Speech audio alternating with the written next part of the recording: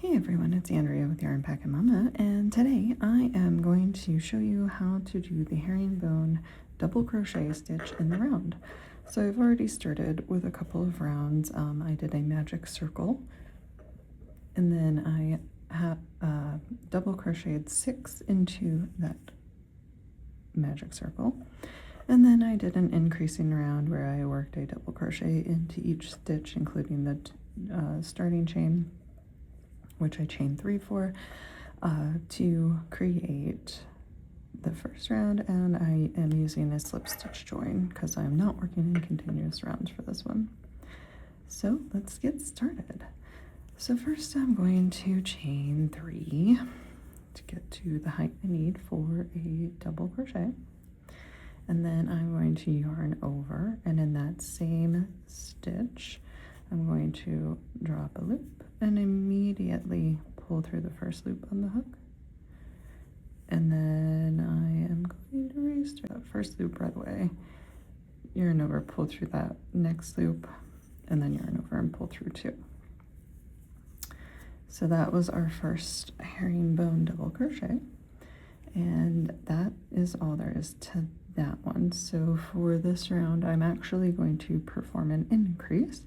But for that first stitch, since I'm going to count these chains as turning or as stitches, this will be my increase, and then my next stitch I am going to just work 1, and that's how I'm going to alternate it on this, as I'm going to increase, herringbone double crochet, increase, herringbone double crochet on every other stitch to maintain my increase, because if I don't increase I'll get more cupping than I already have, because I'm not quite increasing as quickly for a double crochet, but it'll be okay, because as you can see, if I just tug on it a little bit it becomes flat.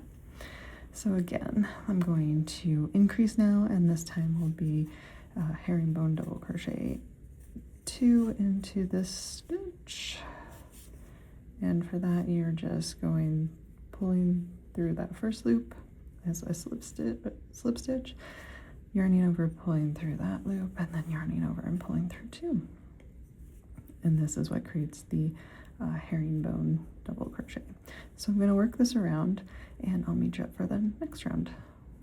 Okay, so I've come to the end of my 3rd round, and I'm just going to slip stitch join to the top of that chain, and then from there I am going to go ahead and chain 3, and I'm going to turn my work, and I just found that if I turn this it keeps the herringbone structure a little bit more defined.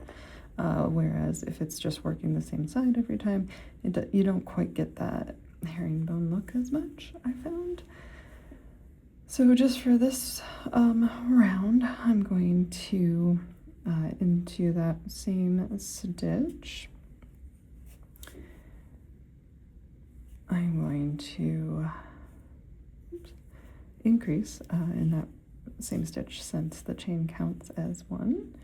And then I am going to, in the next 2 stitches, put in a herringbone double crochet, and that's the repeat for this round, is increase and then herringbone crochet in the next 2. So here's that increase,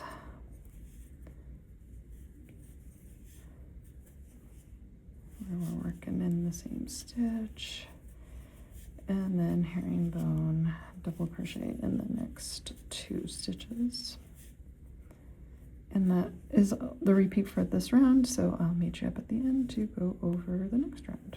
Okay, so I've come to the end of that round, and now I'm going to chain 3 and turn, and you can already kind of see this, see where it looks a little bit like that herringbone texture, and that's really all there is to this. I'm just doing what I consider a standard increase. So on this round I'm going to increase in this first stitch, because I count that turning chain. And then I'm going to work a herringbone double crochet into the next 3 stitches and then increase. So I'm going to increase on every 4th stitch in this round just to keep it flat. So I'm going to work up a few more rounds so that I can show you what it looks like at the end, and I'll see you soon. Okay, so I've come to the end of a couple more rounds, and this is what the herringbone double crochet looks like in the round. You can still see the way that it's going around, and by turning while working in the round, you maintain the slant of the stitch, and which is what gives it that herringbone V shape, is the slant of the stitch created by the slip stitch that you make in the very first movement of the stitch. So that's why, again, we're turning is to maintain the slant. So you can see that slanting this way on this round, but this opposite way on the opposite round, or on the next round. And that's all there is to this. I hope you found that helpful, and I hope you stay tuned for more. If you want to know how to work the herringbone double crochet in rows, I have that video on my channel as well. So just check out my stitch tutorials for rows playlist, and there you will find a bunch of different tutorials that you can enjoy if you're looking for some more stitches and different types. But yeah, stay tuned, and thanks so much.